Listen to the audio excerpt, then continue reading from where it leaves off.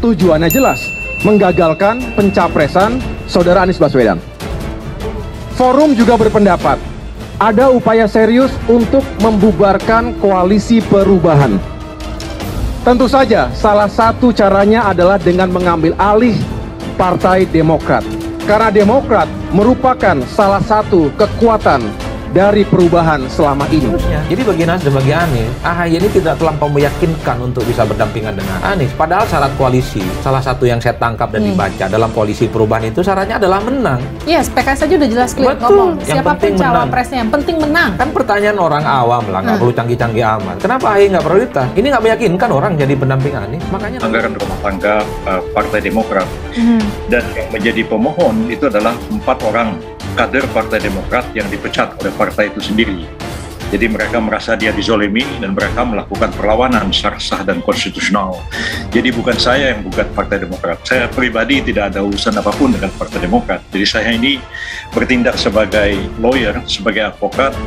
Jawabannya sih untuk partai politik, karena ada juga sejarahnya. Partai politik itu tidak bisa mengontrol kadernya yang menjadi wakil rakyat di DPR. Ada ceritanya, tidak bisa diganti. Karena si wakil rakyat ini merasa dia dipilih oleh rakyat, walaupun tiketnya dari partai politik.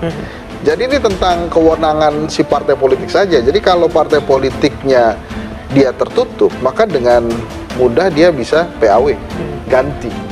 Perseteruan Partai Demokrat kubu SBY melawan kubu Muldoko tampaknya akan semakin seru. Apalagi setelah kubu Muldoko memakai jasa pengacara top Yusril Iza Mahendra untuk membawa perkara gugatan ADART Partai Demokrat ke Mahkamah Agung. Rahlan Nasidik, kader Partai Demokrat yang kerap bicara ngasal mengenai situasi atau orang-orang yang dianggap mengusik partainya pun tak tinggal diam. Belakangan lewat komentar-komentar pedasnya, Rahlan Nasidik kerap menyerang Yusril yang lama-lama mungkin bikin jengkel juga si penerima serangan itu. Yusril pun mengaku prihatin terhadap tindakan politikus Partai Demokrat itu yang disebutnya mirip seperti orang yang kehabisan akal karena terus-menerus menyerangnya belakangan ini. Terlebih Rahlan menilai bahwa Yusril seperti melupakan bantuan Partai Demokrat saat mengusung anaknya, Yuri Kemal Fadlullah, sebagai kontestan di Pilkada Belitung Timur pada 2020. Yusril menilai Rahlan seperti orang panik atau malah sudah dalam tingkatan nyaris kalap karena menyerang dirinya terus, lalu menyarankan agar Rahlan mungkin maksudnya partainya fokus menghadapi perkara gugatan daripada terus berbicara di media.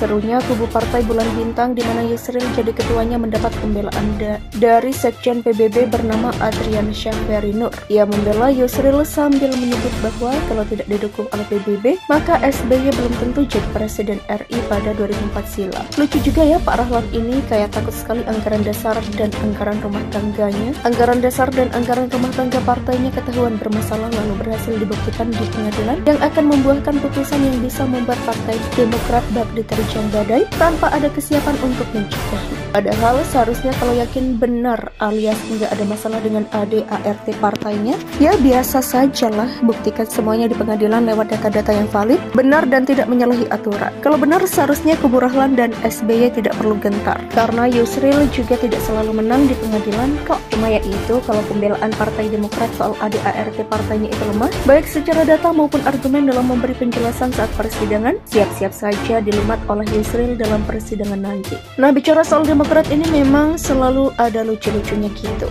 Mungkin berniat mengaburkan fokus dari pihak Yusril yang kini tentu sedang berupaya memikirkan cara membuktikan ada yang salah dengan ADART Partai Demokrat dengan menantang Yusril agar menggugat juga ADART partai lain, tak cuma Partai Demokrat. Silakan ketawa dulu sampai mules karena memang lucu dan tidak bermutu soal tantangan ini yang lagi-lagi disampaikan oleh Rahlan Nasidik. Uang Yusril ini kan dipilih menjadi pengacara bagi Demokrat hasil KLB dengan mengajukan judicial review ke Mahkamah Agung terhadap ADART Partai Demokrat. Malah disuruh menggugat ADART partai lain. Sabar dulu, kenapa Pak Rahlan? Satu kasus dulu dituntaskan, nanti kalau judicial review berhasil lalu Partai Rahlan Nasidik gonjang-ganjing bahkan bila perlu menjadi kenangan masa lalu, barulah Yusril bisa fokus dengan masalah partai lain. Dengan catatan mereka membutuhkan bantuan pengacara untuk kasus tertentu. Itu juga kalau memang ada masalah soal ADART partai lain, lalu Pak Yusril mau didaulat menjadi pengacara untuk melakukan judicial review ADART tersebut. Lah kalau sama sekali tidak ada masalah, ya kenapa pula kau suruh Pak Yusril mencari-cari kesalahan yang mungkin tak semudah yang akan ditemukan di dalam ADART partai berlambang Mercy itu.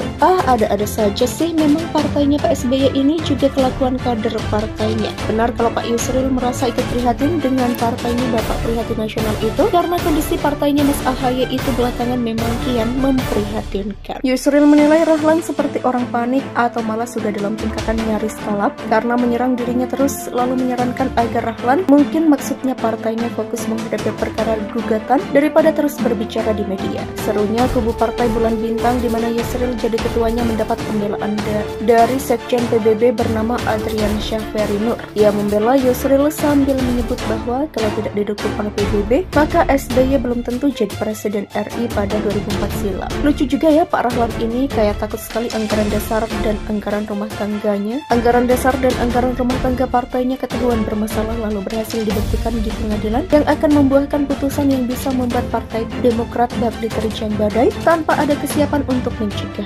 Padahal seharusnya kalau yakin benar alias nggak ada masalah dengan ADART partainya, ya biasa sajalah, buktikan semuanya di pengadilan lewat data-data yang valid, benar dan tidak menyalahi aturan. Kalau benar seharusnya kubu Rahlan dan SBY tidak perlu gentar, karena Yusril juga tidak selalu menang di pengadilan kok. Cuma ya itu, kalau pembelaan Partai Demokrat soal ADART partainya itu lemah, baik secara data maupun argumen dalam memberi penjelasan saat persidangan, siap-siap saja dilumat oleh Yusril dalam persidangan nanti. Nah, bicara soal Demokrat ini memang selalu ada lucu-lucunya gitu.